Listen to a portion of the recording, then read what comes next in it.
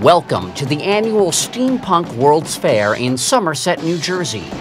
Only an hour's drive from Manhattan, but in spirit, over a century removed from the present day. And is it corset comfortable, or? Oh yes, absolutely. It's very supportive and encourages good posture. It's like a sports bra. Corsets and goggles and gears, oh my, and weaponry of all shapes and calibers. What is that? This is a ray gun. It's steam powered by my backpack back here. If you came unarmed or underdressed, well, dozens of vendors fill the fair with suitable steampunk wear. By now, you're probably wondering, What is steampunk? Steampunk is yesterday's tomorrow. It's almost a science fiction version of Victoriana. the Victorians were obsessed with technology, imagining a world of elaborate contraptions, many of them airborne.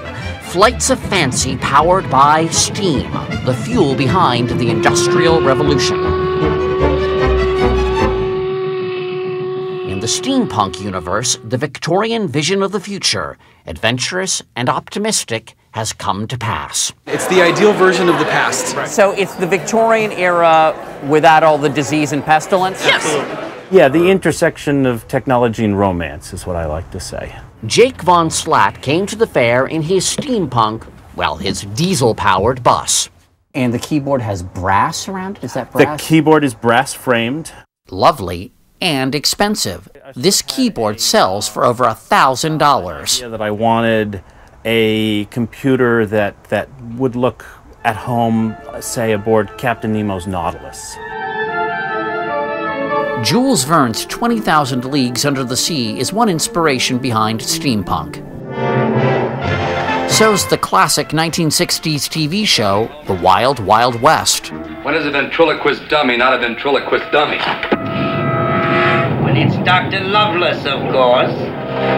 Yes, that is a steam-powered mandroid controlled by a church organ operated by an evil dwarf. You've outdone yourself this time, Dr. Lovelace. I thank you, Mr. West. This is a big year for steampunk, with dozens of new books out, including the Steampunk Bible. It documents how imaginative steampunkers can get. Behold robo-elephants, cathedral tanks, tentacled guitars, and if a successful steampunker needs a place to hang his top hat, And I love the Zeppelin light fixture. there's a steampunk apartment for sale in New York. The asking price is $1,750, $1,750,000. And that's in 2011 dollars? Yes, it is. But if you're shopping for something more practical, I actually used it to cure a young lady of hiccups in Seattle a while ago, and I can demonstrate what that's like. Okay. Yeah. So we'll crank the machine a little bit and charge it up. Now, if you'll put your finger there, you'll feel a little tingle when you touch it. Just a little one. Yeah. And now if you take my hand, we will both get a much bigger shock now. Ow! Oh my God. Wow. Can you see how that would cure somebody of the hiccups? Yes. Can we fix him? Of course we can fix it.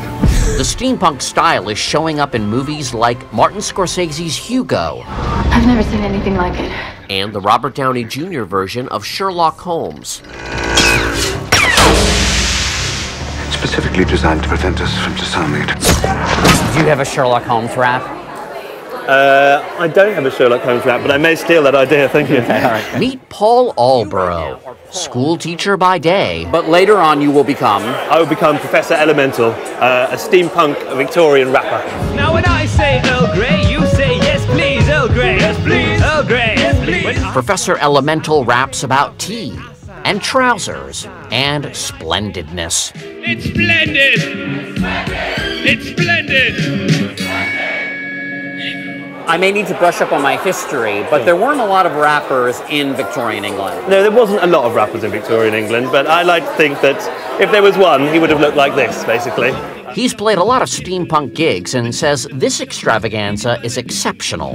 This one is a little bit different from anything else that I've seen. It's just like the eccentricity dial has been just dialed up just a little bit. Case in point, These propellers propel it forward and backwards.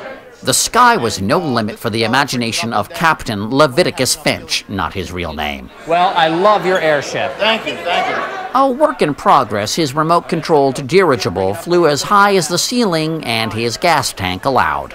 It's a little low on helium because it has like a leak.